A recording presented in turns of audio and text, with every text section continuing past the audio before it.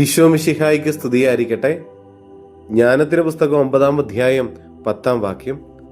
വിശുദ്ധ സ്വർഗത്തിൽ നിന്ന്, അങ്ങയുടെ മഹത്വത്തിന്റെ സിംഹാസനത്തിൽ നിന്ന് ജ്ഞാനത്തെ അയച്ചു തരണമേ. അവൾ എന്നോട് വസിക്കുകയും അധ്വാനിക്കുകയും ചെയ്യട്ടെ. അങ്ങനെ അങ്ങയുടെ ഹിതം ഞാൻ മനസ്സിലാക്കട്ടെ.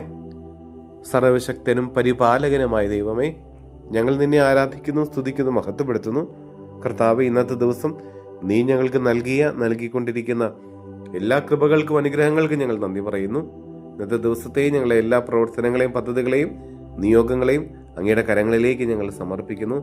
കർത്താവേ, അങ്ങയുടെ പരിശുദ്ധാത്മാവിന്റെ ദാനമായ ജ്ഞാനം കൊണ്ട് ഞങ്ങളെ നിറയ്ക്കണമേ. ദൈവഹിതം മനസ്സിലാക്കാനുള്ള ജ്ഞാനം ഞങ്ങൾക്ക് നൽകണമേ. അങ്ങനെ നിന്റെ ഹിതത്തിനനുസരിച്ച് ജീവിക്കാനായിട്ട് ഞങ്ങൾക്ക് സാധിക്കട്ടെ.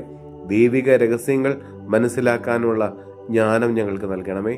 ഈ ലോകത്തിന്റെ കെണികളിൽ വീഴാതിരിക്കാനായിട്ട് തിന്മയെ മനസ്സിലാക്കാനുള്ള ജ്ഞാനം ഞങ്ങൾക്ക് നൽകണമേ. ഞങ്ങളുടെ മുമ്പിലൂടെ കടന്നു വരുന്ന പ്രതിസന്ധികളെ, പ്രശ്നങ്ങളെ മനസ്സിലാക്കി പക്വതയോടെ ജീവിക്കാനുള്ള ജ്ഞാനം കർത്താവെ ഞങ്ങൾക്ക് നൽകണമേ.